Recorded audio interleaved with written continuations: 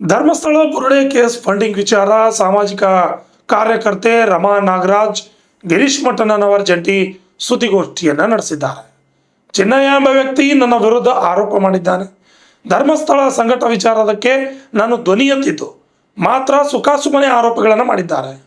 ನನ್ನ ಅಕೌಂಟ್ನಿಂದ ಹಣ ಹಾಕಿದ್ದೇನೆ ಎಂದು ಗೊತ್ತಾಯಿತು. ಕೋಟಿಗೆ ಎಷ್ಟು ಸೊನ್ನೆ ಅಂತ ಗೊತ್ತಿಲ್ಲದವಳು ನಾನು ಎಂದು ತಿಳಿಸಿದ್ದಾರೆ. ಸುದ್ದಿಗೋಷ್ಠಿಯಲ್ಲಿ ಮಾತನಾಡಿದ ಅವರು, ಧರ್ಮಸ್ಥಳ ಕ್ಷೇತ್ರದ ಮೇಲೆ ಯಾರೂ ಮಾತನಾಡುತ್ತಿಲ್ಲ. ಅದೊಂದು ಊರು ಮಾತ್ರ, ಅದನ್ನು ವೈಭವೀಕರಿಸಿದ್ದಾರೆ. 200 ಕೋಟಿ ಹಣ ಫಂಡಿಂಗ್ ಮಾಡಿದ್ದಾರೆ ಎಂದು ಆರೋಪಿಸಿದ್ದಾರೆ. ಕೋರ್ಟ್ನಲ್ಲಿ ಸಾಬೀತುಪಡಿಸಿದ್ದೇನೆ ಎಂದಿದ್ದರು. ಇದೊಂದು ಸುಳ್ಳು ಆರೋಪ, ಯಾವುದೇ ಹುರುಳಿಲ್ಲ. RBI ನಿಯಮ ವಿರೋಧ ಧರ್ಮಸ್ಥಳ ಸಂಘ ನಡೆಸುತ್ತಿದ್ದಾರೆ. ಸುಳ್ಳು ಆರೋಪ ಮಾಡುವುದೇ ಯಾವುದೇ ಹುರುಳಿಲ್ಲ. ಗ್ರಾಮೀಣ ಭಾಗದ ಹಳ್ಳಿ ಹೆಣ್ಣು ಮಕ್ಕಳು ಬೀದಿಗೆ ಬಂದಿದ್ದಾರೆ. ಈ ಬಗ್ಗೆ ನಾವು ಪ್ರಶ್ನೆ ಮಾಡಿದ್ದಕ್ಕೆ ನಮ್ಮ ವಿರೋಧ ಸಂಚು ಮಾಡಿದ್ದಾರೆ. ನಮ್ಮ ವಿರೋಧ ಗಲಾಟೆ ನಡೆಸಿ ಪ್ರಕರಣ ದಾಖಲಿಸಿದರು ಎಂದು ಆಕ್ರೋಶವನ್ನು ವ್ಯಕ್ತಪಡಿಸಿದ್ದಾರೆ. Harish, RJ32 Kannada news, Chitradurga. ನಿಮ್ಮಂದಲ್ಲ, ನಮ್ಮ ಬಿಹಾಫ್ ಆಫ್ ಚಿತ್ರದುರ್ಗ. ಎಷ್ಟು ಜನ ಮಿಸ್ಸಿಂಗ್ ಆಗಿದ್ದಾರೆ ಎಲ್ಲವೂ ಕೂಡ ನನ್ನ ಸೋಷಿಯಲ್ ಮೀಡಿಯಾ ಪ್ಲಾಟ್ಫಾರ್ಮ್ ಅಲ್ಲಿ ಹಾಕಿದ್ದೀನಿ. ಕೆಲವೊಂದಿಷ್ಟು ತಮ್ಮ ಗಮನಕ್ಕೆ ತರ್ತೇನೆ. 2 ವರ್ಷದ ಮಗು, ಹೆಣ್ಣು ಮಗು ಕಾಲು ಜಾರಿ ಬಿದ್ದು ಅನಾಥ ಶವ ಅಂತ ಹಾಕ್ತಾರೆ.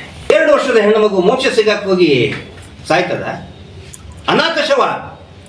10 ವರ್ಷದ ಹೆಣ್ಣು ಮಗು ಮುಡಿ ತೆಗೆಸದಂತ ಗರ್ಲ್ ವಿದೌಟ್ ಹೇರ್ಸ್, ಮೋಕ್ಷ ಮುಡಿ ಕೊಟ್ಟಂತ ಹುಡುಗಿ ಮೋಕ್ಷ ಸಿಗಬೇಕು ಅಂತ. ಚಿತ್ರದುರ್ಗ ಜಿಲ್ಲೆಯ ಎಲ್ಲ ಪತ್ರಕರ್ತರಿಗೆ ಮತ್ತು ವರದಿಗಾರರಿಗೆ ಸ್ವಾಗತ ಬಯಸ್ತೇನೆ. ಮತ್ತು ಎಲ್ಲ ಕೇಸ್ ರಿಜಿಸ್ಟರ್ ಮಾಡಿದ್ದಾರೆ. ಮರ್ಡರ್ ಕೇಸ್ 302 IPC, ಅನಾಥ ಶವ, ಕೇಸ್ ಕ್ಲೋಸ್. ಇವುಗಳನ್ನು ನಾವು ಕೇಳ್ತಾ ಇದ್ದೀವಿ. ಇದನ್ನು ವರದಿ ಯಾಕೆ ಮುಚ್ಚಿಟ್ಟಿದೆ ಸರ್ಕಾರ? SIT ಅವರು ಸ್ವತಃ ಮಾನ್ಯ ಪ್ರಣಬ್ ಮೊಹಂತಿ ಅವರು ಸೈನ್ ಮಾಡಿದ್ದ ಲೆಟರ್ ಇದೆ, ಸೈನ್ ಮಾಡಿಕೊಟ್ಟಿದ್ದಾರೆ. ಚೀಫ್ ಆಫ್ SIT, CID ಮುಖ್ಯಸ್ಥರು. CID ಮುಖ್ಯಸ್ಥರು ಹೇಳ್ತಾರೆ ಸರ್ಕಾರಕ್ಕೆ ಕೊಟ್ಟಿದ್ದೀವಿ, ಮಹಿಳಾ ಆಯೋಗಕ್ಕೆ ಕೊಟ್ಟಿದ್ದೀವಿ. SIT ಮಾಡಿಸಿದ್ದು ಯಾರು? ಮಹಿಳಾ ಆಯೋಗ ಅಲ್ವಾ? ಮಹಿಳಾ ಆಯೋಗದವ್ರು ಯಾಕೆ ಮಾತಾಡ್ತಾ ಇಲ್ಲ? ಅವ್ರ ಬಗ್ಗೆ ಬಹಳ ಗೌರವ ಇದೆ, ಒಳ್ಳೆ ಕೆಲಸ ಮಾಡಿದ್ದಾರೆ. ಒಳ್ಳೆ ತುಂಬ ಅಭಿಮಾನ, ಇಡೀ ದೇಶ ಅಭಿಮಾನ ಪಡುವಂಥ ಕೆಲಸ ಶ್ರೀಮತಿ ಚೌಧರಿ ನಾಗಲಕ್ಷ್ಮಿ ಚೌಧರಿ ಅವರು ಮಾಡಿದ್ದಾರೆ. ನಿಮ್ಗೆ ವರದಿ ಕೊಟ್ಟರೆ, ಬಟ್ ನಾವು ಏನು ಕೇಳ್ತಾ ಇದ್ದೀವಿ, ಯಾಕಂದ್ರೆ ರಿಲೀಸ್ ಮಾಡ್ತಾ ಇಲ್ಲ. It's a public document. ಅದಕ್ಕೆ ನಾನು ತಮ್ಮ ಮುಖಾಂತರ ವಿನಂತಿ ಮಾಡ್ಕೋತಾ ಇದ್ದೀನಿ, ದಯವಿಟ್ಟು ಈ ವರದಿಗಳನ್ನು, ಉಗ್ರಪ್ಪ ವರದಿ ಹೆಂಗೆ ಮುಚ್ಚಿಟ್ಕೊಂಡ್ರಲ್ಲ ಹಂಗೆ ಮುಚ್ಚಿಟ್ಕೊಳ್ಳೋಕೆ ಹೋಗಬೇಡಿ.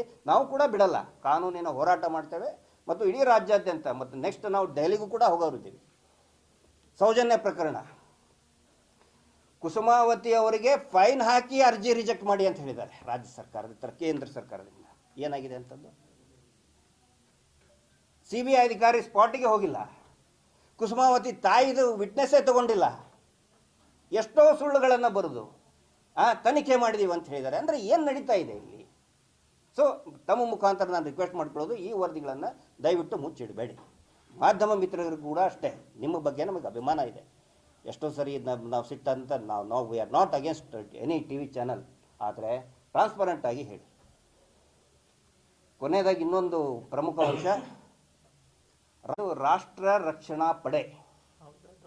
ಹಾಂ, ನಮ್ಮದು ವಿರೋಧ ಇದೆ. ಇಡೀ ರಾಜ್ಯಾದ್ಯಂತ ಎಷ್ಟು ಹಾವಳಿ ಮಾಡಿಬಿಟ್ಟಿದ್ದಾರೆ ಅಂತ ಹೇಳಿದರೆ, ಗುಲ್ಬರ್ಗಾ ಜಿಲ್ಲೆ ಬ್ರಹ್ಮಪುರ ಪೊಲೀಸ್ ಠಾಣೆಯಲ್ಲಿ ಒಬ್ಬರು ಮಹಿಳೆ ದೂರನ್ನು ದಾಖಲು ಮಾಡಿ, ಪಾಪ ಸ್ಟೇಷನ್ನಿಂದ ಹೊರಗಡೆ ಬಂದು ನನಗೆ ನ್ಯಾಯ ಸಿಗ್ತಿಲ್ಲ ಸರ್ ಅಂತ ಪಾಪ ಅವಲತ್ಕೊಳ್ತಾ ಇದ್ದಾರೆ. ಆ ರಾಷ್ಟ್ರ ರಕ್ಷಣಾ ಪಡೆ ಅಂದರೆ ಏನದು? ಪುನೀತ್ ಕೆರೆಹಳ್ಳಿ, ಇದು ಆ ಮಹಿಳೆ ಹೇಳಿದ್ದು, ನಾನು ಹೇಳೋದಲ್ಲ.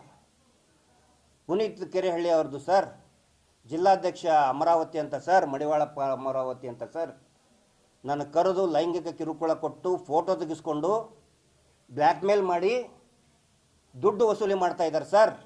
ಆ ಮಹಿಳೆ ಹೇಳಿದ್ದು. ಯಾವುದಿದು ರಾಷ್ಟ್ರ ರಕ್ಷಣಾ ಪಡೆ? ಅವರ ಜೊತೆಗೆ ಚಕ್ರವರ್ತಿ ಸೂಲಿಬೇಲೆ ಅವ್ರ ಗುರು, ಅವರ ಇನ್ನೊಬ್ಬ ಶಿಷ್ಯ ಯಾರು, ಗಿಳಿಯಾರ್ ಅಂತ, ವಸಂತ ಗಿಳಿಯಾರ್. ಏನಿದು ರಾಷ್ಟ್ರ ರಕ್ಷಣಾ ಪಡೆ ಅಂದರೆ? ಲೈಸೆನ್ಸ್ ಇದೆಯಾ ಇಲ್ವಾ? ನಾನು ಗೃಹ ಸಚಿವರಿಗೆ ಕೇಳ್ತಾ ಇದ್ದೇನೆ. ಈ ಘಟನೆ ನಡೆದಿದ್ದು ಗೃಹ ಸಚಿವರ ಅವರ ತವರು ಜಿಲ್ಲೆಯಲ್ಲಿನೇ, home district of honourable home minister. ಆದರೂ ಕೂಡ ಅವನು ಅರೆಸ್ಟ್ ಮಾಡಿಲ್ಲ. ಬ್ರಹ್ಮಪುರ ಪೊಲೀಸ್ ಸ್ಟೇಷನ್ ಅವರು ಹೇಳ್ತಾರಂತೆ, ನೀವೇ ಮತ್ತೇನೋ ಮಾಡ್ಕೊಂಡಿದ್ದೀರಿ, ಮುಗಿಸ್ಕೊಂಡು ಹೋಗ್ರಿ ಅಂತೇಳಿ. ಈ ಘಟನೆ ಏನಾದರೂ ತಮಿಳುನಾಡಿನಲ್ಲಿ ಆಗಿದ್ದರೆ, ಆಂಧ್ರದಲ್ಲಿ ಆಗಿದ್ದರೆ, ಉತ್ತರ ಪ್ರದೇಶದಲ್ಲಿ ಆಗಿದ್ದರೆ, ಇಡೀ ಸಂಘಟನೆ ಅವ್ರನ್ನೆಲ್ಲರನ್ನು ಕೂಡ ಒಳಗಡೆ ಹಾಕ್ತಿದ್ರು, ಇಲ್ಲಾಂತಂದ್ರೆ ಎನ್ಕೌಂಟರ್ ಮಾಡ್ತಾಯಿದ್ರು. ನಮ್ಮ ಸ್ಟೇಟಲ್ಲಿ ಏನಾಗಿದೆ, ಇಂಥ ಪುಡಾರಿಗಳ ಬಗ್ಗೆ ಮಾತಾಡೋಕ್ಕೂ ಎಲ್ಲರೂ ಹಿಂಜರಿತಾರೆ. ಯಾಕಂತ ಹೇಳಿದ್ರೆ ಟ್ರೋಲ್ ಮಾಡೋಕ್ಕೆ ಸ್ಟಾರ್ಟ್ ಮಾಡ್ತಾರೆ. ಈಗ ನೋಡಿ, ಈಗ ನೀವು ನಮ್ಮದು ಹಾಕ್ತಿರಲ್ಲ, ಬಂದ್ಕೂಳೆ ಕೆಳಗಡೆ ಕೆಟ್ಟದಾಗ ಹಾಕ್ಬೇಕು. ಹಿಂಗಾಗಿ ಯಾರೂ ಅವ್ರ ವಿರುದ್ಧ ಮಾತಾಡಲ್ಲ, ಪ್ರಶ್ನೆ ಮಾಡಲ್ಲ.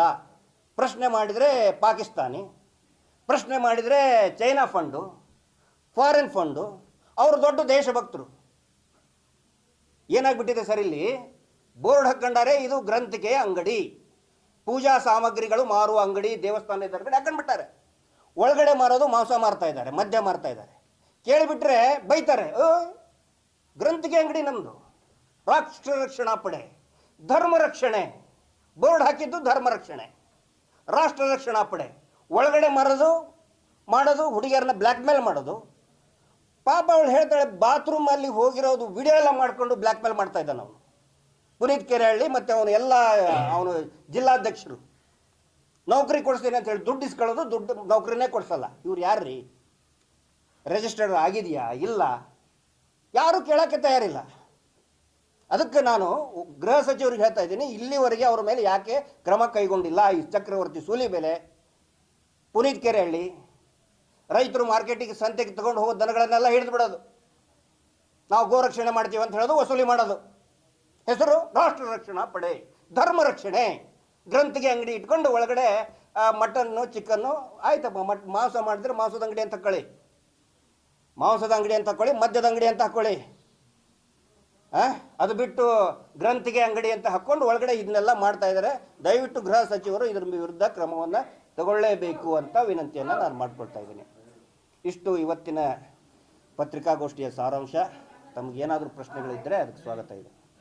ಅವರು ಆವಾಗಲೇ ಟ್ವೀಟ್ ಮಾಡಿದ್ದಾರೆ, ಐಶ್ವರ್ಯ ರೈ ಟ್ವೀಟ್ ಮಾಡಿದ್ದಾರೆ, ಆಮೇಲೆ ದುನಿಯಾ ವಿಜಯ್ ಹೇಳಿದ್ದಾರೆ, ಆಮೇಲೆ ಯಾರು ಅಹಿಂಸಾ ಚೇತನ್ ಹೇಳಿದ್ದಾರೆ, ಆನಂತರ ಕಿಶೋರ್ ಅವರು ಸಪೋರ್ಟ್ ಮಾಡಿದ್ದಾರೆ. ಪ್ರಕಾಶ್ ರಾಜ್ ಅವರು ಇಬ್ಬರದೇ ಹೆಸರು ಯಾಕೆ ಬಂತು ಅಂತ ನಾನು ಕೇಳೋದು. ಅವರೆಲ್ಲರೂ ನೇರವಾಗಿ ನನಗೆ ಕೆಲವೊಬ್ರು ಮಾತಾಡಿದರೆ, ಕೆಲವರು ಮಾತಾಡಿಲ್ಲ. ಎಷ್ಟೋ ಜನ MP ಗಳು ಫೋನ್ ಮಾಡಿದ್ದಾರೆ ನನಗೆ, MLAಗಳು ಸೌಜನ್ಯ ಮನೆಗೆ ಬಂದು ನಮ್ಮ ಬೆಂಬಲ ಇದೆ ಅಂತ ಹೇಳಿದ್ದಾರೆ. ನಾನು ಕೇಳೋದು, ಪ್ರಕಾಶ್ ರಾಜ್ ಸರ್ದು ಇದ್ದಿದ್ದ ಹೆಸರಿದ್ದಿದ್ರೆ ಅವನು ತನಿಖೆ ನಡೀತಲ್ಲ 1.5 ತಿಂಗಳು, ಅವಾಗ ಯಾಕೆ ಹೇಳಿಲ್ಲ?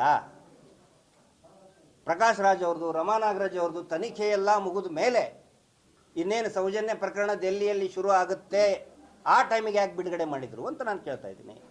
ಇದ್ದರೆ ನೋಡಿ, ಅವನು ಎನ್ಕ್ವೈರಿ ನಡೀತಾ ಇತ್ತಲ್ಲ ಸರ್, ನಂದು ನಡೀತಾ ಇತ್ತಲ್ಲ, ಅವಾಗ ಕೇಳಬೇಕಾಗಿತ್ತಲ್ಲ. ಇಲ್ಲ, ಅವಾಗ ಆ ಸಬ್ಜೆಕ್ಟೇ ಬಂದಿಲ್ಲ ಅಂತ ಅನೇಕ ಸೆಲೆಬ್ರಿಟಿಗಳು. ಯಶ್ ಅವ್ರು ನೋಡಿ ಹಳೆ ಟ್ವೀಟ್, ಐಶ್ವರ್ಯ ರೈ ಮಾಡಿದ್ದಾರೆ ನ್ಯಾಯ ಸಿಗಲಿ ಅಂತೇಳಿ. ದುನಿಯಾ ವಿಜಯ್ ಅವರು ಹೇಳಿದ್ದಾರೆ ಬಹಿರಂಗವಾಗಿ. ಸೊ ಅವ್ರ ಹೆಸರು ಯಾಕೆ ತಗೊಂಡು ಬಂದರು ಅಂತ. ಆನಂತರ ತಾವು ಹೇಳಿದ್ರಿ, ಚಿನ್ನಯ್ಯ ಅವ್ರನ್ನ ನಾ ಕರ್ಕೊಂಡು ಬಂದಿಲ್ಲ, ಚಿನ್ನಯ್ಯನ ನಾ ಕರ್ಕೊಂಡು ಬಂದಿಲ್ಲ, ಅವನೇ ಆಗಿಯೇ ಬಂದಿದ್ದು. ಅವ್ರು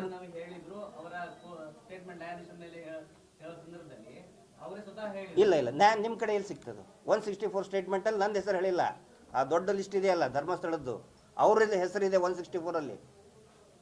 ಈಸ್ ದ ಕಂಪ್ಲೇನೆಂಟ್, ನಮ್ದು ಹೆಸರಿಲ್ಲ ಸರ್ ಅದರಲ್ಲಿ.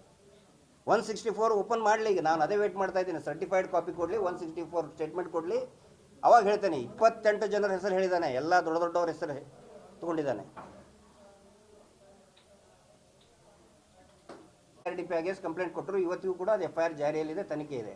ಏನಂದರೆ ಏನಾದರೂ ಮಾಡಿ ಹಿಂಗೆ ಹೇಳಿಬಿಟ್ರೆ ಏನಾಗುತ್ತೆ ಸರ್, ಮಿಡ್ಲ್ ಕ್ಲಾಸು ಮತ್ತು ಗೌರವಸ್ಥರು, ಅಣ್ಣ ತಮ್ಮ, ಅವ್ರ ಬೀಗರು ನೆಂಟರು ಬಯಕ್ಕೆ ಸ್ಟಾರ್ಟ್ ಮಾಡ್ತಾರೆ. TV ಬರ್ತಾ ಇದೆ ನಿಂದು, ಯಾಕೆ ಬೇಕು ನಿನಗೆಲ್ಲ? ನನಗೂ ಹೇಳಿದ್ದಾರೆ, ನಮ್ಮ ರಿಲೇಟಿವ್ಸ್ ಹೇಳಿದ್ದಾರೆ, ಗಿರೀಶ್ ಅದಕ್ಕೆ ಬಗ್ಗೆ ನಿನಗೆ ಇಂಥವೆಲ್ಲ TV ಬರ್ತಾ ಇದ್ದು ನೋಡಿ, ನೀ ಬುರುಡೆ ಗ್ಯಾಂಗ್ ಅಂತ ಇದ್ದಾರೆ ನಿನಗಂತೇಳಿ. ಅಷ್ಟು ಬುರುಡೆ ಸಿಕ್ವಲ್ಲ ಸರ್ ಈಗ. ಮತ್ತು ನಮ್ಮಿಂತ್ರ ಅದು ಅಷ್ಟು ಬುರುಡೆ ಪಾಪ ಅವ್ರಿಗೆ ಅವ್ರ ರಿಲೇಟಿವ್ ಸಿಕ್ತಲ್ಲ, ನಮ್ಗೆ ಬಹುಮಾನ ಕೊಡ್ಬೇಕು ಈಗ. ಆ್ಯಕ್ಚುಲಿ ಅಷ್ಟು ಇದನ್ನು ಸಿಕ್ಕುವ ಅವರಿಗೆ, ಈಗ ಅವ್ರಿಗೆ ಅಂತ್ಯ ಸಂಸ್ಕಾರ ಮಾಡೋಕ್ಕೆ ಅನುಕೂಲ ಆಯ್ತು ಈಗ. ಸೊ ಆ ಒಂದು ಸ್ಟ್ರಾಟಜಿ ರಾಷ್ಟ್ರಕವಿ ಕುವೆಂಪು ಅವರಿಗೆ ಬಿಟ್ಟಿಲ್ಲ. 1936ರಲ್ಲಿ ರಾಷ್ಟ್ರಕವಿ ಕುವೆಂಪು ಅವ್ರ ಮೇಲೇ ಕೇಸ್ ಹಾಕಿದ್ದಾರೆ. ಆ ಕಾನೂರು ಸುಬ್ಬಮ್ಮ ಹೆಗ್ಗಡತಿಯಲ್ಲಿ ಧರ್ಮಸ್ಥಳ ಹಂತಲ್ಲಿ ದೌರ್ಜನ್ಯ ಆಗ್ತಾ ಇದೆ ಅಂದಿದ್ದಕ್ಕೆ ಕುವೆಂಪು